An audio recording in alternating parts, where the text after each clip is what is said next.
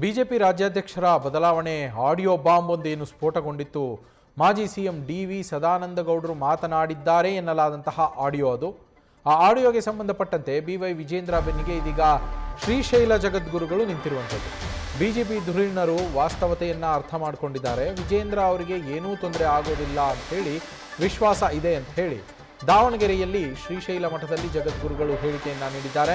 ಓರ್ವ ಯುವಕನನ್ನು ಬೆಳೆಸೋದಕ್ಕೆ ಎಲ್ಲರೂ ಪ್ರಯತ್ನವನ್ನು ಮಾಡಬೇಕು. ನಮ್ಮವರನ್ನೇ ಕಾಲೆಳೆಯುವ ಕೆಲಸ ಮಾಡಿದ್ರೆ ಹಿನ್ನಡೆ ಆಗತ್ತೆ. ಆ ಪರಿಸ್ಥಿತಿ ಬಹುತೇಕ ಬರೋದಿಲ್ಲ ಅನ್ನೋ ವಿಶ್ವಾಸ ನಮಗಿದೆ ಅಂತ ಹೇಳಿ ಡಾಕ್ಟರ್ ಚನ್ನಸಿದ್ದರಾಮ ಪಂಡಿತಾರಾಧ್ಯ ಶಿವಾಚಾರ್ಯ ಶ್ರೀಗಳು ಹೇಳಿದ್ದಾರೆ.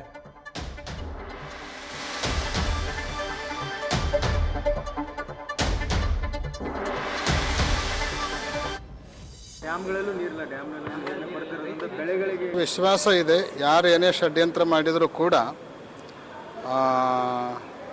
BJP ಪಕ್ಷದ ಹಿರಿಯ ಧುರೀಣರೇನಿದ್ದಾರೆ ಅವರು ವಾಸ್ತವಿಕತೆಯನ್ನು ಅರ್ಥ ಮಾಡ್ಕೊಂಡಿದ್ದಾರೆ. ಅವರಿಗೆ ಅಂಥ ಏನು ತೊಂದರೆ ಆಗೋದಿಲ್ಲ ಅನ್ನೋಂಥ ವಿಶ್ವಾಸ ನಮಗಿದೆ.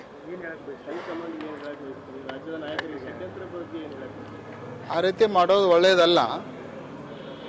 ಒಬ್ಬ ಯುವ ನಾಯಕನನ್ನು ಬೆಳೆಸಲಿಕ್ಕೆ ಎಲ್ಲರೂ ಪ್ರಯತ್ನ ಮಾಡಬೇಕೇ ಹೊರತು ಷಡ್ಯಂತ್ರ ಮಾಡಿ ನಮ್ಮವರನ್ನೇ ನಾವು ಕಾಲು ತೊಳೆಯುವಂತಹ ಅಥವಾ ಕಾಲೆಳೆಯುವಂತಹ ಪ್ರಯತ್ನವನ್ನು ಮಾಡೋಣದರಿಂದ ಪಕ್ಷಕ್ಕೂ ತೊಂದರೆ ಆಗತ್ತೆ.